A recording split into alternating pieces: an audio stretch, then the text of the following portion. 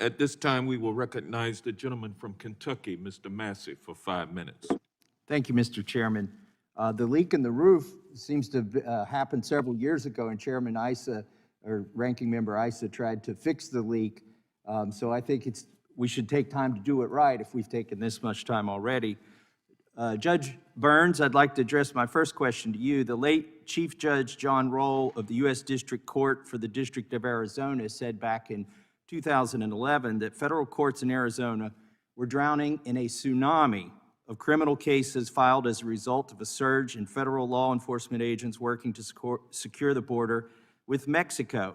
He said back in 2011 that more judges were needed due to the high immigration caseload. I wanted to see if you have thoughts regarding how our lack of border control, lack of a strong immigration policy has perhaps led to the need for an increase in the number of federal judges in the lower court. Thank you, Congressman. I can't speak to need for additional legislation. I can speak to the impact on our court, which, as I mentioned, is one of the 5 border district courts.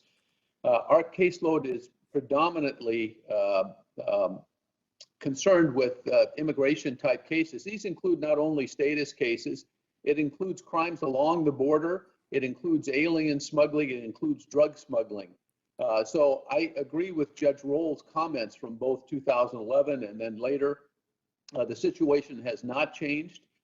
In the years, now 23 years that I've been on the court, it hasn't changed. As you heard in my biography, I worked as a federal prosecutor. It hasn't changed since 1985. So those cases are the staple of what we do, what criminal cases we handle here. And what % of your cases are dealing with crime or crime-related, immigration-related crime or crime related to drugs coming across the border? Well, as I mentioned in my statement, fully 89% of our criminal docket includes those 2 categories of crime: drug smuggling, and we're not talking about minor amounts of drugs. We're seeing increasingly 40, 50, 60 pounds of actual methamphetamine being brought across in vehicles.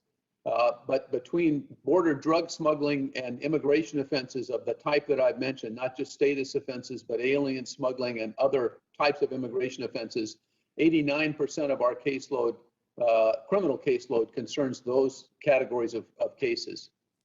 Thank you very much. Professor Fitzpatrick, you mentioned about the dangers of stacking one circuit by allowing too many partisan nominations in any given year, and that many of the appeals from the Ninth Circuit have been overturned by the Supreme Court. Now, a lot of those are overturned 5-4. Those could be differences of opinion or viewed slightly differently.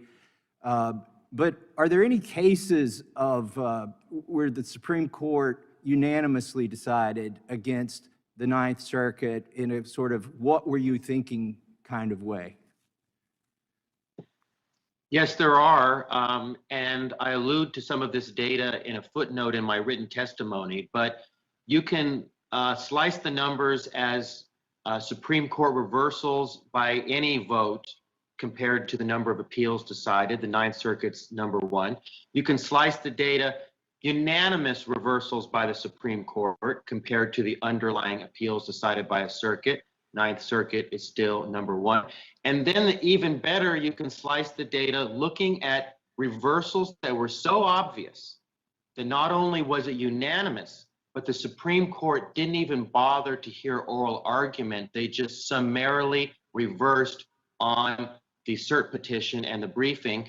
And the Ninth Circuit's number 1 on those as well. So no matter how you slice the numbers, the reversal rate and the Ninth Circuit is number 1. So there have been many 9-0 unanimous decisions overturning Ninth Circuit? Yes. Yes, unanimous, and even unanimous on the briefs without even hearing argument, called a summary reversal because it was so obvious the Ninth Circuit was wrong. In those cases, that seems like a clear mistake, a miscarriage of justice instead of a difference of opinion. I completely agree with you. Well, I'd like to yield back to the chair.